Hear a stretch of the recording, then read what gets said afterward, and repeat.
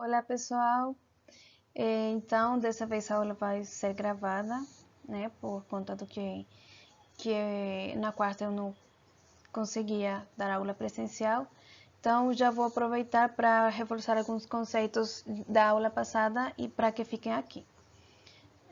Mas a aula, um conteúdo dessa aula em específico será sobre o enriquecimento funcional de proteínas.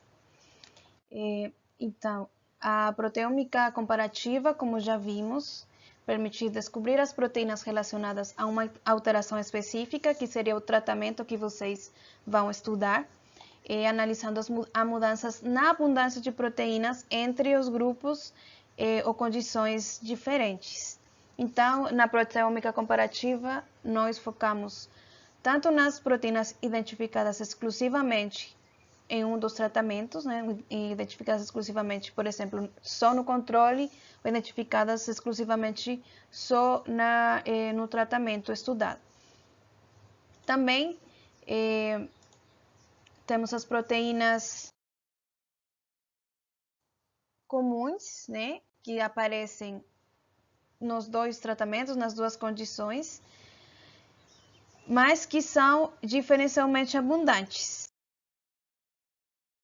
Tá? Ou seja, que tem os critérios estadísticos, né, com um p-value menor que 0,05 e um fold change maior que 1,5. Então, essas são as proteínas comuns, diferencialmente abundantes. Só que aqui eu quero que fique bem claro um conceito em quais proteínas vocês vão focar para tentar responder sua pergunta, tá? Então,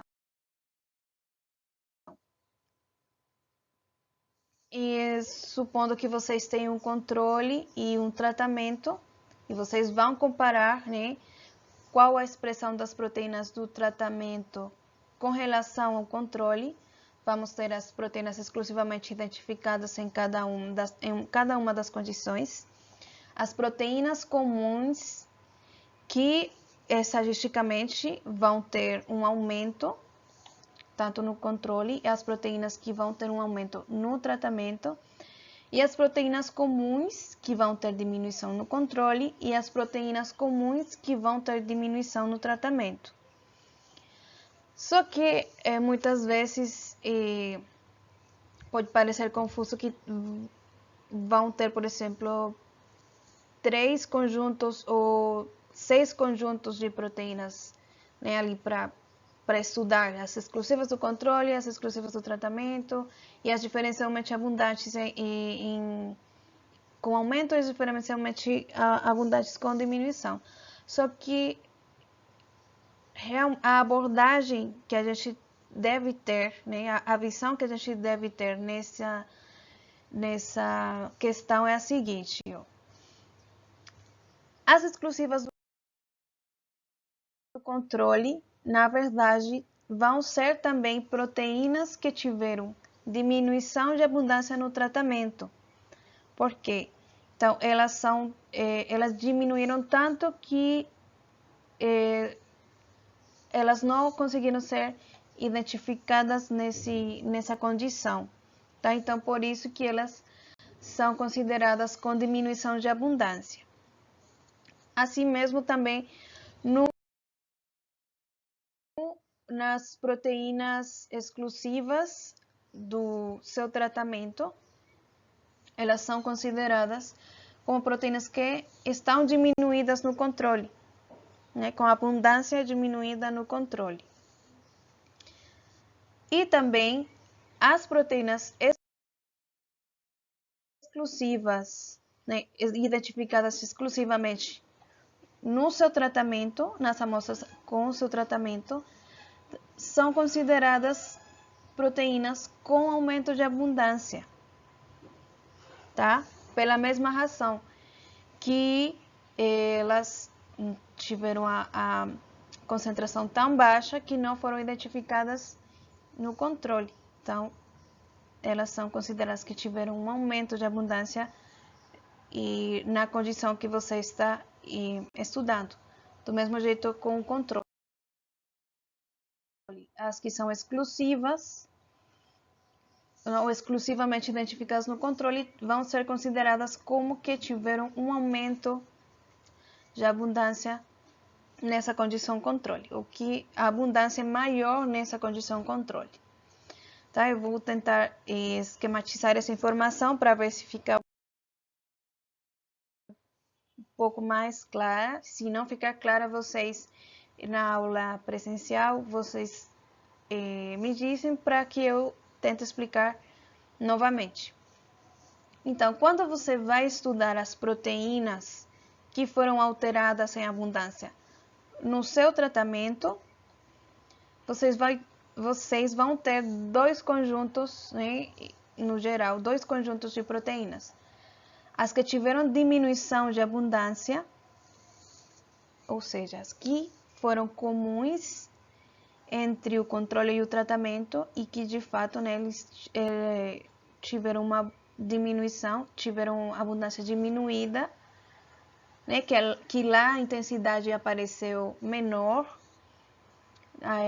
nas proteínas, e tem as proteínas exclusivamente identificadas no controle, né, que elas parece que não estão no tratamento, mas na verdade a gente já sabe que estão em uma baixíssima concentração. E tem o conjunto que são as proteínas com aumento de abundância, que são as proteínas comuns entre ambas as condições, que tiveram um aumento na abundância, e as exclusivamente identificadas no tratamento. Tá? Então, eu espero que tenha ficado claro esse conceito para facilitar na hora de interpretar seus resultados e tentar responder a pergunta que vocês querem responder. Então, a gente sabe que para todo esse processo até chegar na comparação, vocês vão ter que extrair as proteínas. Essas proteínas vão ser identificadas por espectrometria de massas. Os espectros vão ser usados para fazer essa busca no banco de proteínas através do software SpectroMil. Só que nessa busca, nem todas as proteínas que vão aparecer ali vão diretamente para a comparação. Como vimos na aula passada, as proteínas têm que passar por um filtro de qualidade. Na verdade, são 3 filtros de qualidade, que são a taxa de falsa descoberta menor que 1%, score maior que 5, aqui está menor, mas é maior do que 5, e o SPI maior que 60%. Após isso, né, as proteínas que passaram por esses 3 filtros vão para o programa que a gente usa para fazer as comparações, que é o MPP. Então, só para reforçar que eu acho que a aula passada ficou um pouco complexo de entender como que é calculada a abundância das proteínas. Lembrando que a gente utiliza o método de label free, que é livre de etiquetas, tá? Então, nesse método para calcular a abundância de proteínas, nós olhamos para a intensidade de espectro dos íons, que são os peptídeos, tá? Então, por exemplo, temos 3 peptídeos aqui que deram 3 espectros com intensidades diferentes, então eles vão determinar a abundância relativa da proteína a qual correspondem esses 3 peptídeos, tá? Por exemplo,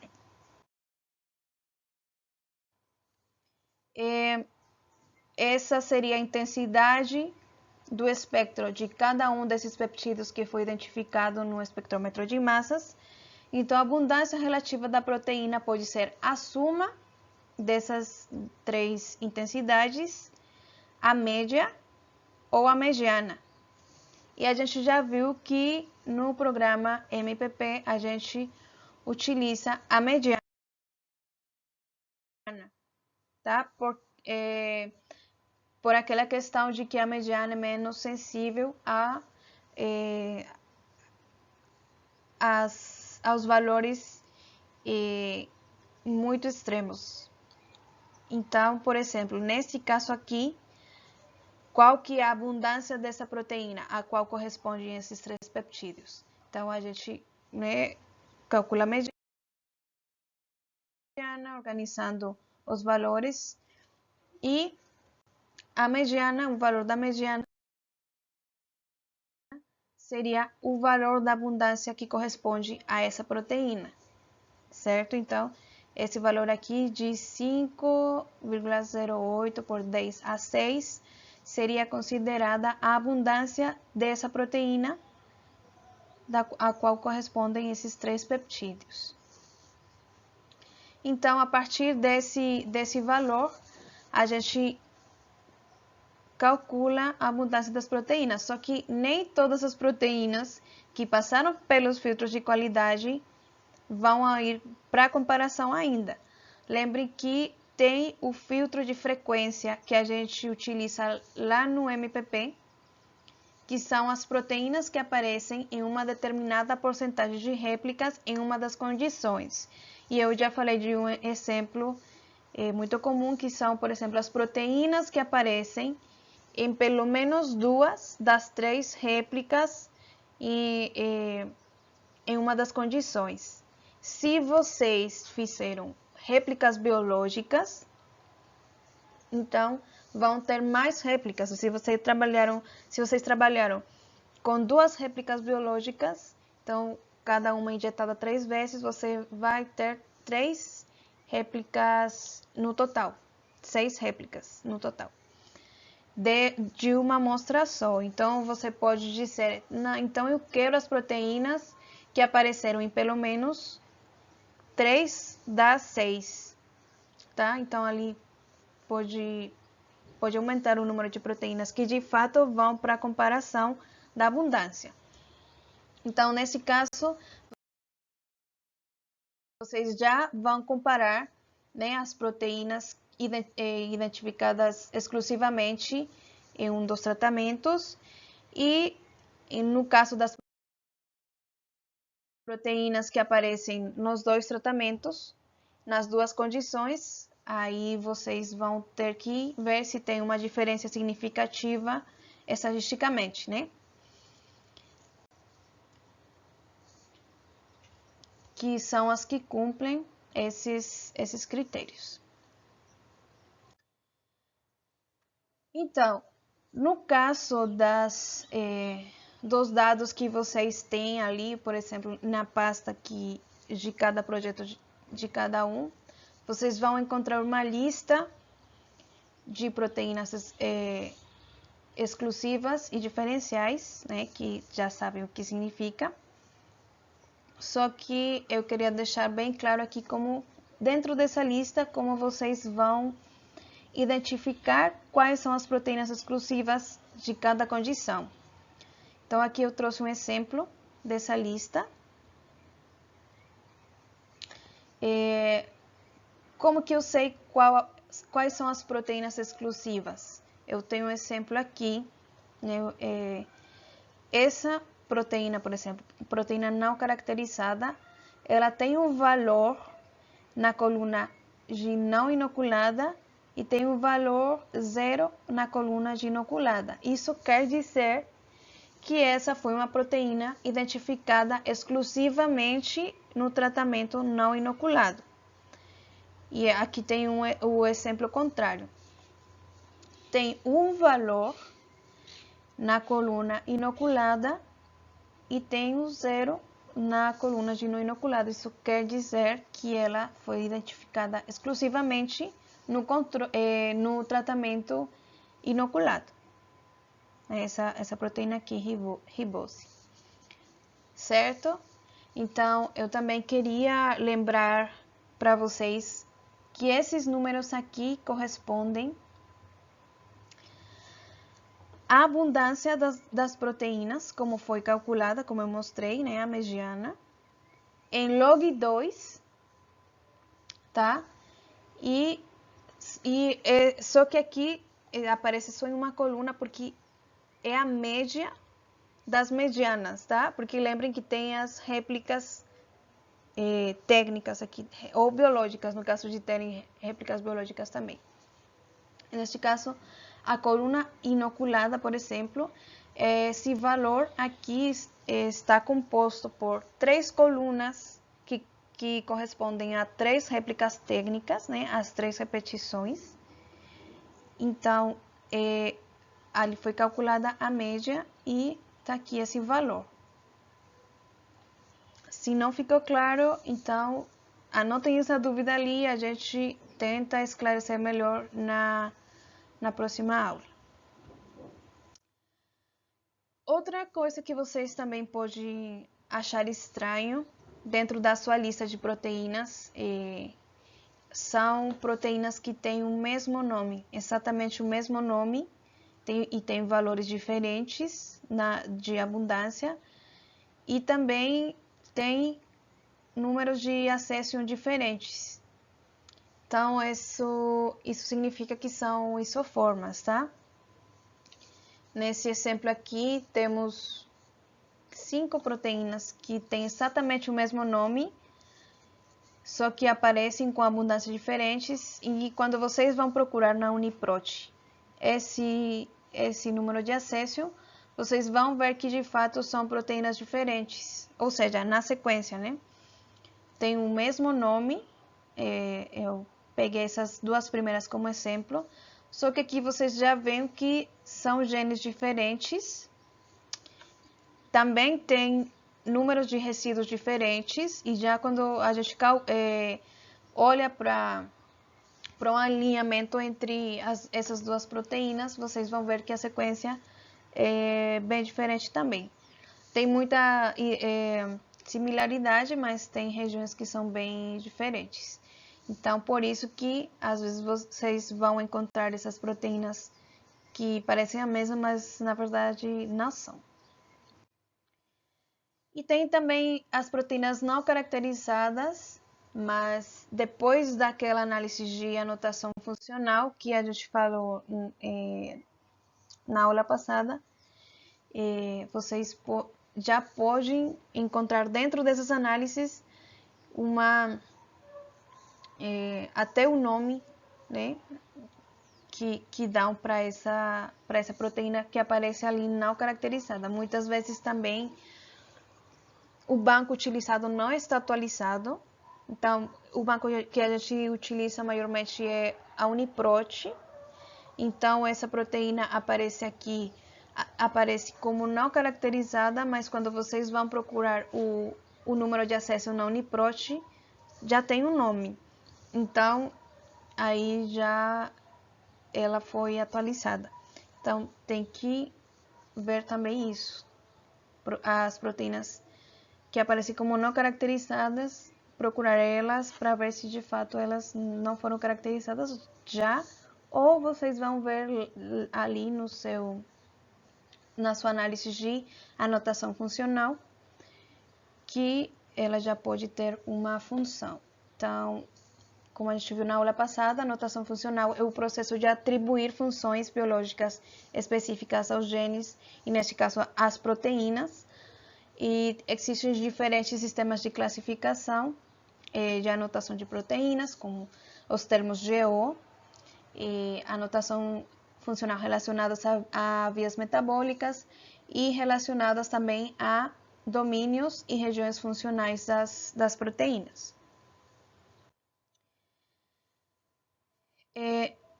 Então, a gente viu que na aula anterior teve 6 proteínas que não tiveram anotação funcional no site do Gene Ontology, que foi o primeiro que a gente testou, né? Só que quando vocês lembram que a gente baixou essa lista do Gene Ontology e depois separou o nome do gene e depois foi pro site do David para achar a anotação dessas proteínas. Quando você, no mesmo site do David, submete toda a lista de números de acesso, vocês, ao invés de selecionar aquele EMBL gene, vocês selecionam UniProt Accession. e vão ver que todas as proteínas ali vão ter uma anotação, tá? Então, é importante também que todas as ferramentas que eu mostro aqui para vocês vão além do que eu mostro aqui, né? Porque pode ser que tenha resultados diferentes ali, vocês exploram o site, os resultados, e vocês vão encontrar talvez coisas interessantes. No caso que vocês tenham proteínas que não tiveram uma anotação funcional nos sites que eu mencionei anteriormente, existem essas outras ferramentas, tá? Que a gente até comentou na aula passada, que o Panzer II e o Eggnog Mapper.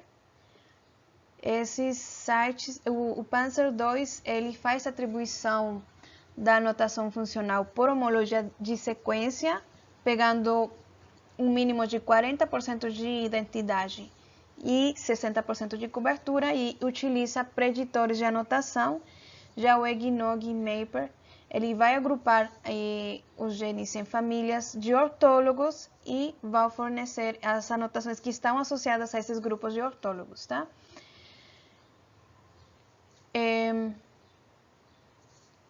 Eu vou ver se eu consigo aqui fazer um exemplo com vocês aqui na tela para mostrar como que funciona. Na verdade, para mim esse seria como um último recurso na parte de anotação funcional, porque são os sites que o processo é um pouco mais complicado. Você tem que submeter o arquivo, colocar seu e-mail, eles mandam o resultado pelo e-mail, e são uns dados um pouco mais complexos de interpretar. A gente vai usar o Panzer mais para frente também. Eu vou mostrar em um caso especial de fazer uma anotação funcional nas redes, quando não tem o genoma anotado no site no formato que eles pedem. Mas no caso de anotação funcional, eu sugiro utilizar as ferramentas que eu mostrei anteriormente, né? E já no caso de vocês não acharem a anotação funcional para algumas das suas proteínas, testem esses sites aqui, né? Como eu falei, eles podem ter algumas desvantagens, mas vocês vão ter talvez uma anotação mais completa. Então, eu vou mostrar aqui como usar a ferramenta do Panzer II. Vocês entram aqui no primeiro site, vão para Annotate, vão procurar o arquivo FASTA. Lembra que a gente na aula passada, a gente veio aqui na Uniprot, na ferramenta ID Mapping, submeteu aqui a lista, toda a lista dos números de accession da nossa lista de proteínas exclusivas diferenciais, e a gente pediu para mapear e depois baixamos o formato FASTA, tá? O formato FASTA, eu tenho aqui no meu computador da aula passada, mas vocês têm que fazer isso na hora que forem fazer com seus dados, tá? De cada projeto. Então aqui no Panzer, vocês vão procurar esse arquivo FASTA, vão colocar um nome para o trabalho. Vou colocar aqui exemplo,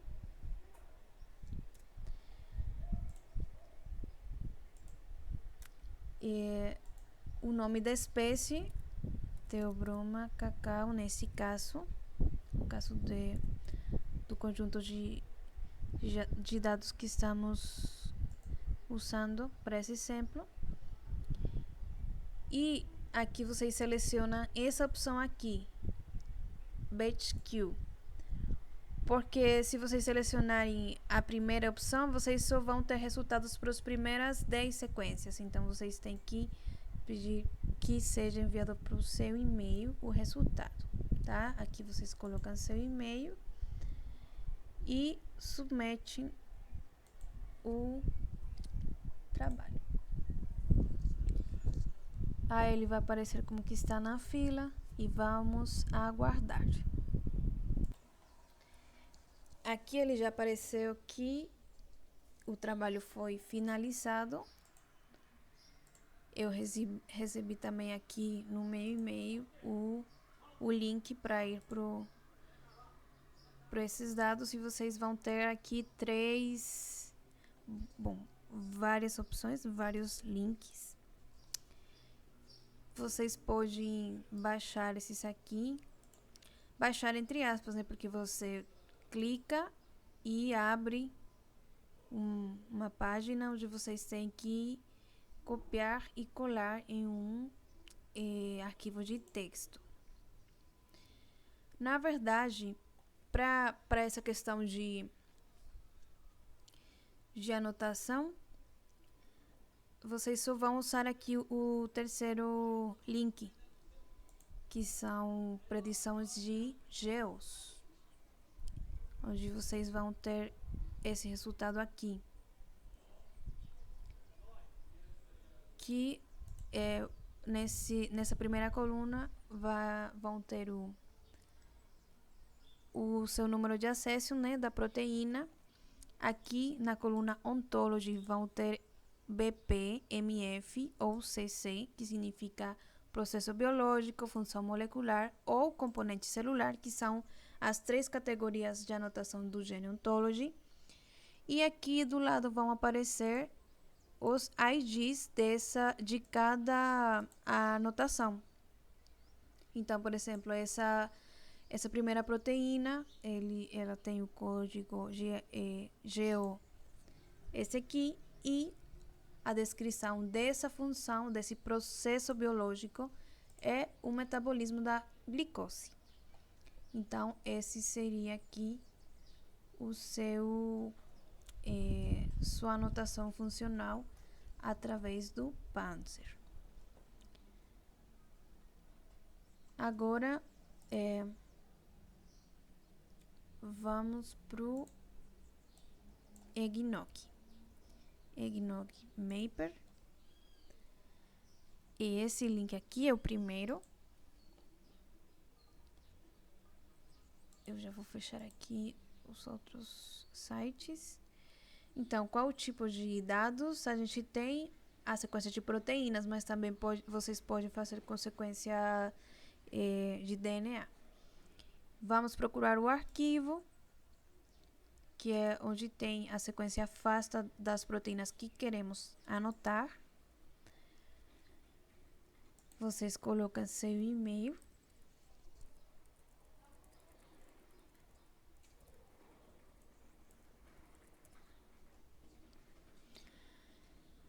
Do resto, eu não vou mexer em mais nada, né? Tem outras opções aqui, como número, parâmetros para busca, os filtros, opções de anotações, mas eu não vou mexer mais aqui, eu só vou submeter. Aí vocês recebem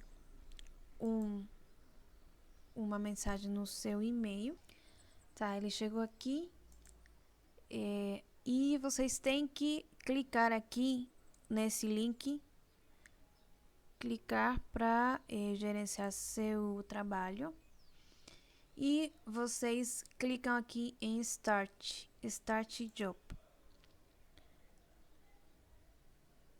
Aí ele vai rodar o seu trabalho de anotação, e é só aguardar.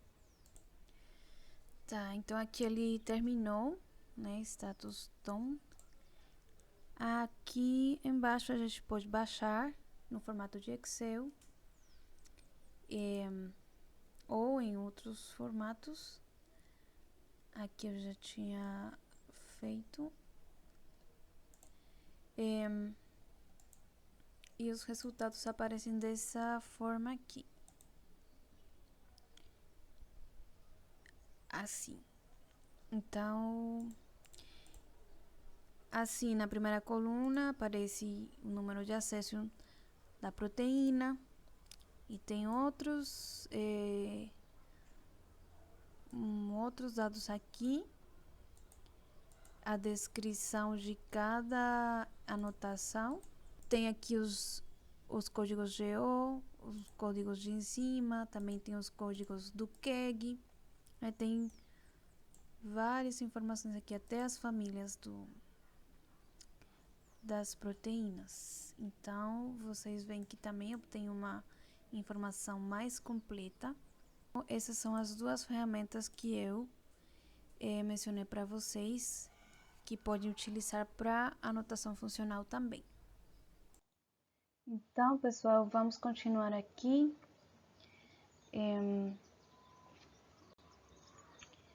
Agora vamos com o conteúdo sobre análise de enriquecimento funcional. Bom, como vocês já devem ter percebido, né, enriquecimento funcional não é a mesma coisa que anotação funcional.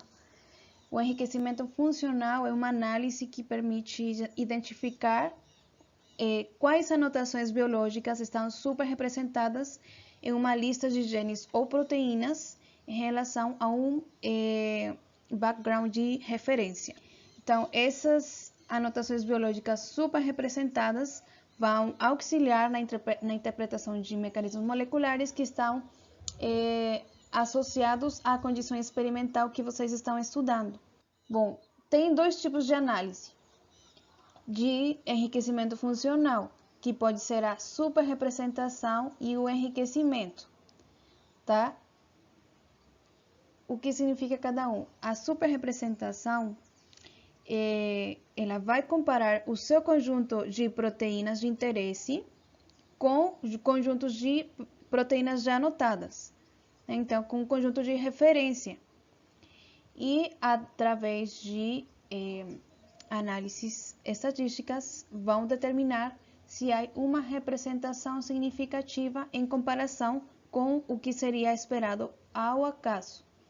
E eles, para isso, são aplicados testes estatísticos como o teste Q-quadrado, teste de Fisher, distribuição hipergeométrica, entre outros tipos de teste.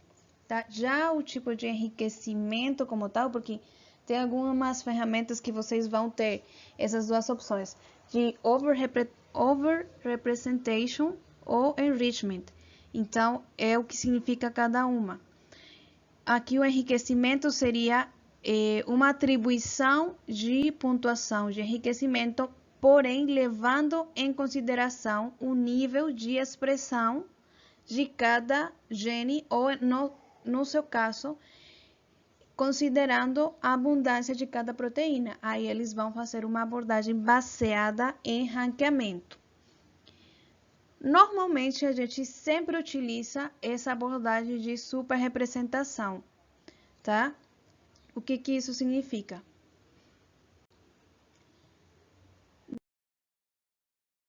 Na superrepresentação, nós vamos ter uma lista de proteínas de interesse, que pode ser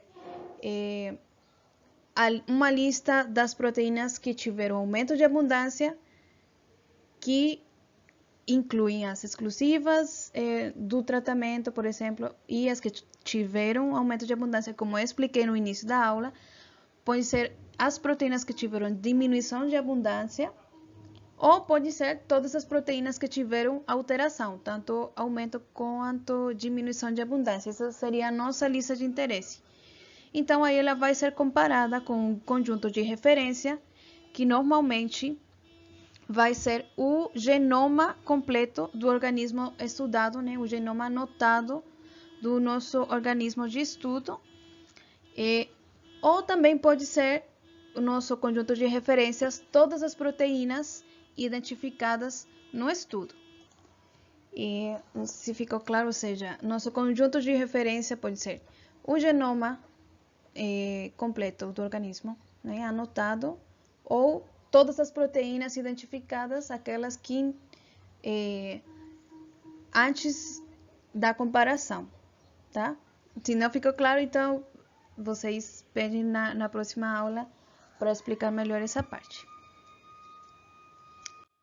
Então, aqui um exemplo. Como que acontece esse enriquecimento, essa análise de superrepresentação. Imagine que vocês têm um conjunto de 70 proteínas de interesse, que pode ser todas as proteínas exclusivas e diferencialmente abundantes, que normalmente está cerca dessa quantidade aqui. Então, você tem 70 proteínas na sua lista de interesse e você quer ver quais funções biológicas estão super representadas nesse conjunto de proteínas. Então, dessas 70 proteínas, 5 estão envolvidas no metabolismo de carboidratos. Isso quer dizer que o metabolismo de carboidratos está super representado na minha lista de proteínas que foram alteradas. Então, para isso, que é utilizado o conjunto de referência, que pode ser o genoma anotado do organismo. Por exemplo, o genoma do organismo tem 25.000 genes, e desses 25.000, 100 estão envolvidos no metabolismo de carboidratos, ali que são feitos esses testes estatísticos para ver se esses genes estão me querendo dizer que o metabolismo de carboidratos teve aí uma superrepresentação por conta do tratamento que eu estou estudando. Então, se ele tiver super representado estatisticamente, quer dizer que meu tratamento, o que eu apliquei ali no meu organismo, está alterando o metabolismo de carboidratos, tá? Agora, se ele está suprimindo ou ele está superexpressando esse metabolismo de carboidratos, aí depende se essas proteínas tiveram diminuição ou tiveram aumento de abundância. Para isso, para calcular ou para saber quais são essas anotações super representadas no meu conjunto de proteínas de interesse, existem várias ferramentas. Está o Panther, que é praticamente a ferramenta de anotação do Gene Ontology que a gente usou na aula passada, tá? Tem o ShinyGo, tem também a ferramenta no String e tem o plugin do Bingo, que é utilizado no Cytoscape. Então, para começar, vamos vamos fazer um exemplo com essa ferramenta do Panther, que está, como vimos na aula passada, está dentro dos sites do Gene Ontology, que é esse site aqui, onde simplesmente a gente copia e cola os números de acesso. Nesse caso, eu vou pegar as proteínas, todas as proteínas da lista que tiveram aumento e diminuição, tá? De abundância. E seleciono aqui processo biológico, seleciono o organismo, que neste caso é Theobroma cacao, e Launch. Pronto, aqui ele já deu o resultado, que foi o mesmo resultado que a gente viu na aula passada, com 55 das 61 proteínas submetidas tiveram resultado. Aqui eles usam o teste do Fisher, né, que é um dos testes que eu comentei que é usado neste nesse tipo de análise. A gente agora sim vem para esse resultado aqui, que seria o resultado de enriquecimento. Tem vários parâmetros aqui, que é esperado, fold enrichment, p-value e FDR. Então, vocês podem organizar por FDR, por exemplo, que seria a taxa de falsa descoberta.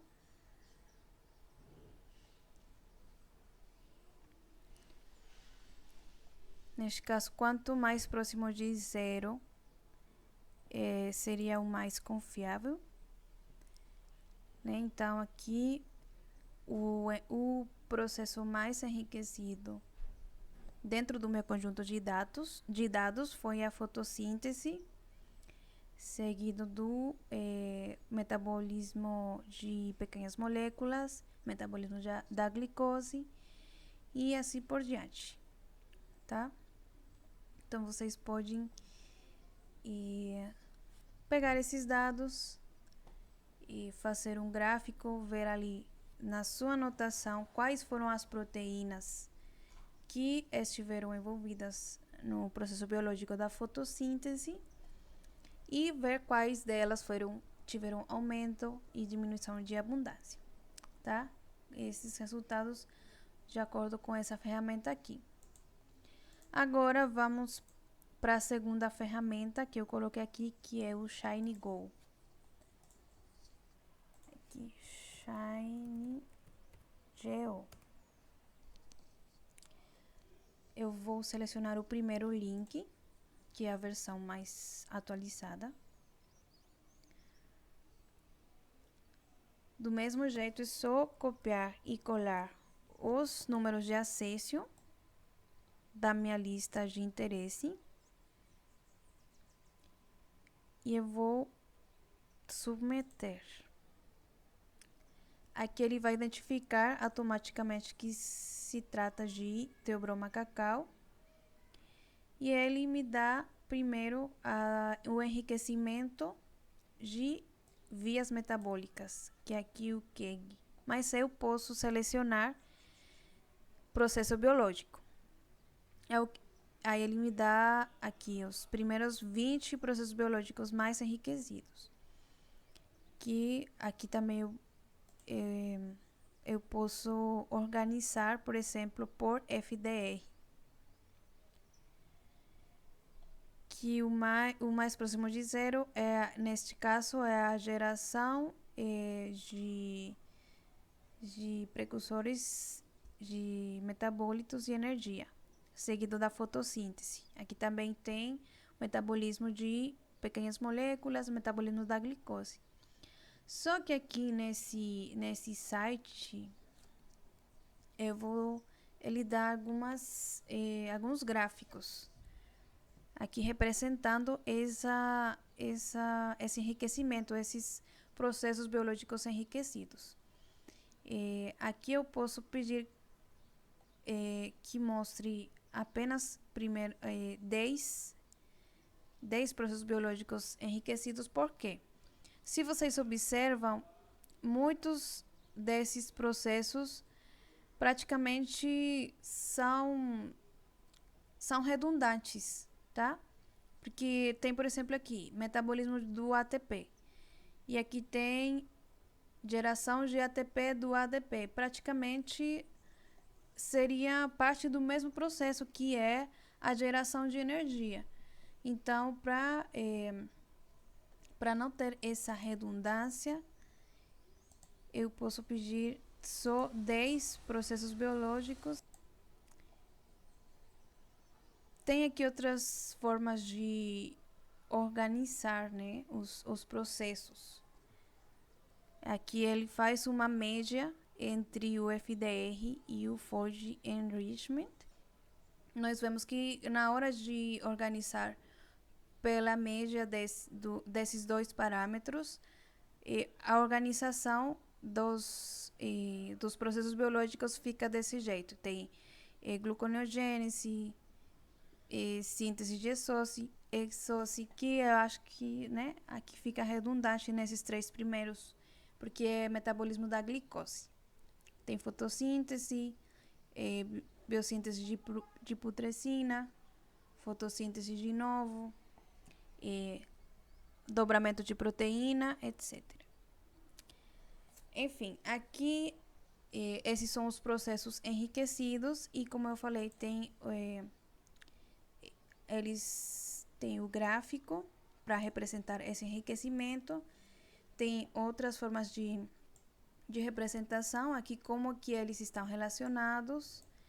Eles também fornecem a rede desses processos, né? Esse sistema de agrupamento é bom porque aqui a gente pode ver que temos praticamente 1, 2, 3, 4 grupos, né, de processos. Então, o que está enriquecido no meu conjunto de dados é praticamente a fotossíntese, o metabolismo da glicose, a biossíntese de putrescina e o dobramento de proteínas. Então, aqui ele já reduz talvez essa redundância que a gente vê no início da análise. Ele também tem aqui as rotas metabólicas, só que a gente teria que selecionar nessa parte aqui, ao invés de processo biológico, nós vamos para o KEGG. E aí ele teria que mostrar, né, a rota correspondente aqui.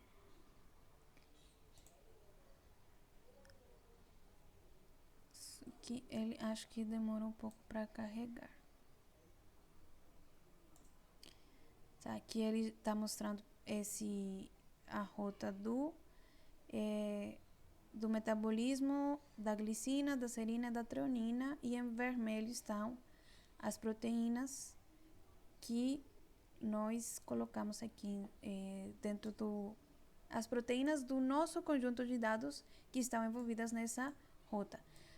Não que só estão envolvidas, né? Que essa rota saiu como sendo enriquecida por esses dados. Então, ele já está me dizendo que meu tratamento influenciou nessa rota metabólica. Tem a lista de genes. Outra ferramenta legal aqui mapeia no genoma, nos cromossomos, onde que está cada uma dos genes dessas proteínas.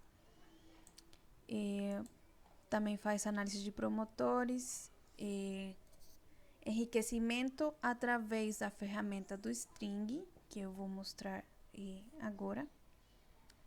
Mas assim, essa ferramenta eu acho que é bem legal, só que o que eu não gosto dela é essa redundância, tá? Aqui, ó, esse é o resultado do enriquecimento pelos dados do string.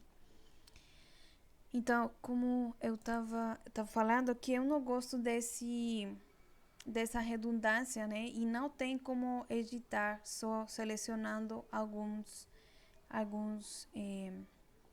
processos para não ficar tão redundante o gráfico. Então, eu só poderia pegar os dados da tabela e fazer meu próprio gráfico no R ou no Excel.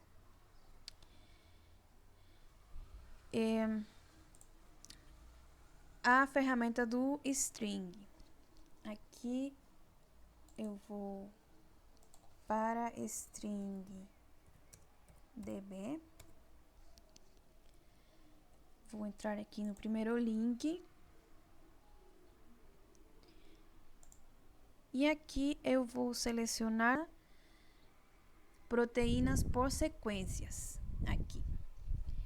E eu vou procurar meu arquivo onde tem a sequência FASTA das minhas proteínas de interesse, que eu quero saber quais processos estão enriquecidos nesse conjunto de proteínas.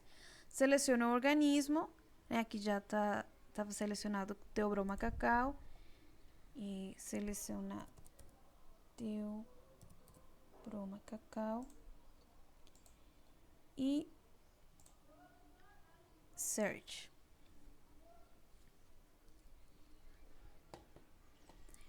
Aqui a gente vai clicar em continuar. E dessa vez, né, eu não vou focar na rede, vou baixar para aqui em análise. E ele aqui apresenta o enriquecimento funcional desses, neste caso ele pegou 56 proteínas das 61 que a gente tem no conjunto de proteínas diferencialmente abundantes desse conjunto de dados, e ele tem o enriquecimento do processo biológico, da função molecular, do componente celular, e também tem de referências, de publicações e de outras coisas como as vias metabólicas. Quando você clica em More, mais, aparece toda a lista, tá? Ele explica as colunas aqui. Vocês podem organizar por strength, que né, o número maior é o mais forte, né, o enriquecimento mais forte, que neste caso é a biossíntese de putrescina. Também eu posso organizar por a taxa de falsa descoberta. Aqui nesse caso, aqui tem uma melhor, o valor mais confiável é a fotossíntese. E sim, quando você clica, por exemplo, aqui nesse processo, aqui aparece uma bolinha vermelha e ele marca aqui na rede quais são as proteínas que estão envolvidas nesse processo. E eu acho legal esse recurso porque eu posso ver, assim do jeito que eu conseguia ver essa separação entre os grupos, né? Quais proteínas, por exemplo, aqui já são diferentes, as proteínas que estão envolvidas no dobramento de proteínas, né, são diferentes das que estão envolvidas na fotossíntese. Se eu clicar aqui na geração de metabolitos de energia, aí os verdes já compartilham com algumas proteínas que estão envolvidas na fotossíntese. Então, essas são as primeiras 3 ferramentas que eu conheço que é possível usar desse jeito, que eu acho que é bem tranquilo.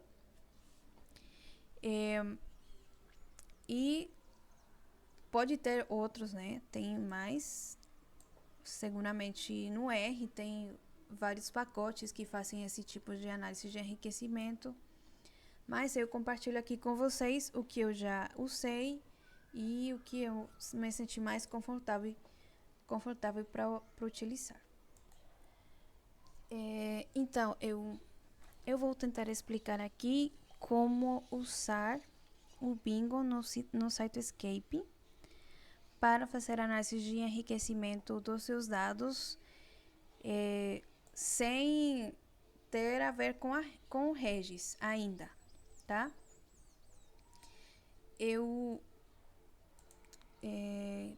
sugiro o uso dessa ferramenta muitas vezes quando o seu organismo não tem o genoma anotado.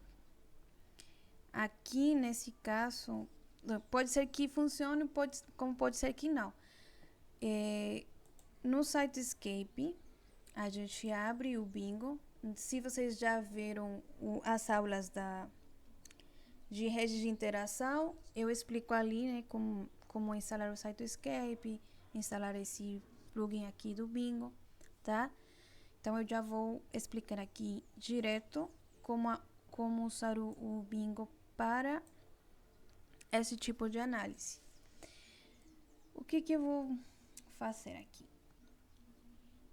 Eu vou, ao invés de selecionar obter o cluster da rede, eu vou selecionar colar genes do texto. Eu quero uma análise de superrepresentação de funções. O teste hipergeométrico pode ser hipergeométrico ou binomial. Eu sempre deixo esse aqui, a primeira opção. Ele faz uma correção também com com taxa de falsa descoberta, o nível de significância. Aqui ele pergunta qual vai ser minha referência. Então, seria eu tenho que colocar um set de referência. Qual categoria que eu quero enriquecer? Processo biológico, pode ser função molecular, pode ser todas, pode ser componente celular. Vou começar com processo biológico. Eu vou selecionar o organismo. Neste caso, então, aqui o bingo já traz algumas anotações, tá? Para que a gente pega como referência para anotação. Só que ele está bem desatualizado, tá? Então, a gente normalmente vem aqui em Custom e seleciona um arquivo que normalmente é baixado no site do Geneontology. E é isso que eu queria aqui explicar para vocês, que muitas vezes o Geneontology não tem disponível o genoma do organismo que você está estudando, tá? Então, uma forma de solucionar esse problema é você mesmo criar um arquivo com com os genes que você está utilizando. Neste caso, seria o número de acesso da UniProt. E nessa coluna aqui seria o ID do termo GO. E de onde que a gente vai pegar essa informação? Do Panzer. Não da anotação que a gente fez apenas da lista de referência, tá? O que a gente vai fazer? Você vai pegar o genoma, que na verdade vai ser o proteoma completo do seu organismo, vai baixar da UniProt.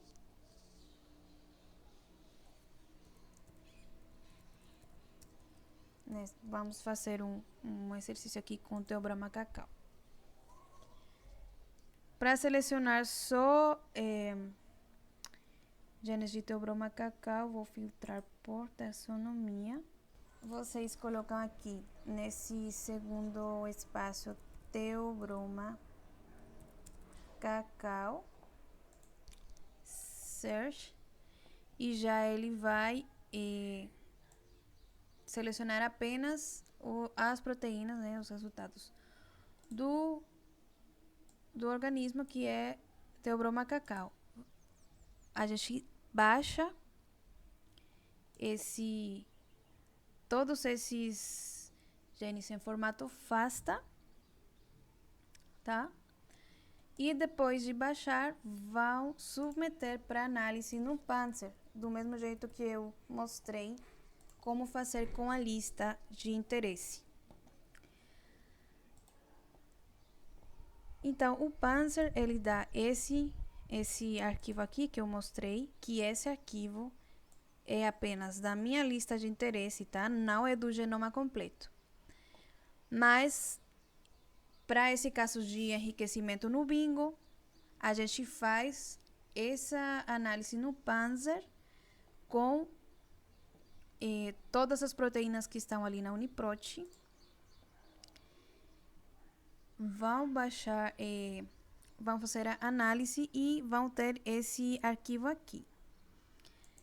Agora, para converter essa tabela aqui nesse formato aqui, provavelmente o pessoal de bioinformática deve ter ali um script, alguma coisa bem mais automática, mas eu vou compartilhar aqui como que eu fiz. eu vou usar somente a coluna que tem o dado do símbolo do código GO. E do mesmo jeito que eu mostrei para vocês na aula passada, para isolar apenas um termo aqui, eu vou converter esses dados texto em colunas, certo? Eu vou primeiro pegar esse símbolo aqui. Tá, eu selecionei a coluna, vou deixar esse tracinho aqui, seguinte, finalizar. Deseja substituir? Sim. Tá, então ele já me separou os códigos que eu preciso. Como ele está repetido aqui, ele está sozinho na primeira coluna e ele está com um THSC na segunda.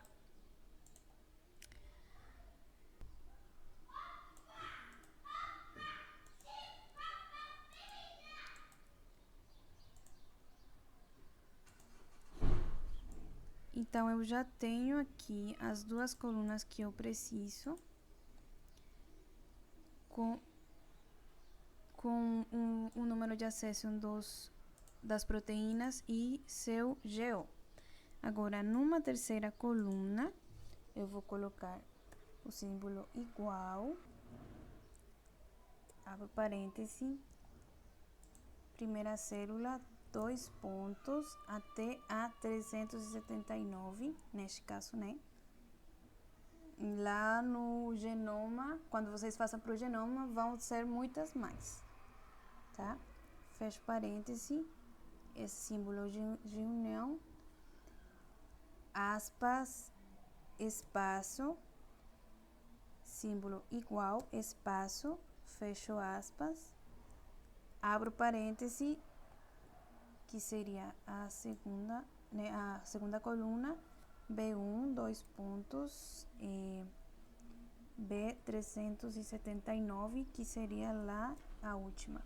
Aqui faltou esse símbolo de união, tá?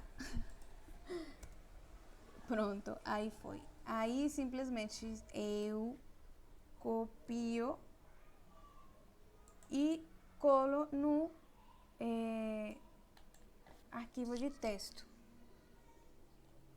tá? E ele fica assim. Esse tem de fato toda a anotação das proteínas que estão no banco da Uniprot aqui do cacau, tá? Eu fiz esse processo todo no Panzer. Esse processo que eu mostrei aqui para vocês, fiz esse arquivo de texto. E pronto, vocês voltam aqui para o Bingo, selecionam Custom, e eu vou selecionar, mostrei agora para vocês desse jeito. Aqui, vou colocar um nome para o cluster, que seria teste. Eu vou pegar aqui o que? Minha lista de interesse, que seria as proteínas da minha lista de exclusivas e diferenciais. Eu vou colar aqui, tá? Eu vou selecionar a pasta onde eu quero guardar os resultados do bingo. Eu vou guardar aqui na pasta da disciplina Enrichment e Start. Algumas categorias não estão definidas, tudo bem, ok. Aí ele, pronto. Ele já fez a análise de enriquecimento do processo biológico. Lembrem que vocês podem selecionar componente celular ou função molecular aqui no bingo. E ele, além dessa tabela que mostra aqui, ele cria esse arquivo BGO. O que eu sempre faço é copiar ele no Excel. Eu vou usar o assistente de importação, delimitado, seguinte, tabulação. Eu vou desmarcar os outros, eu vou selecionar tabulação. Aí ele já vão ficar separado por coluna. Pronto. Aí eu tenho já meus dados de enriquecimento pelo bico. Relacionados a essa lista de genes.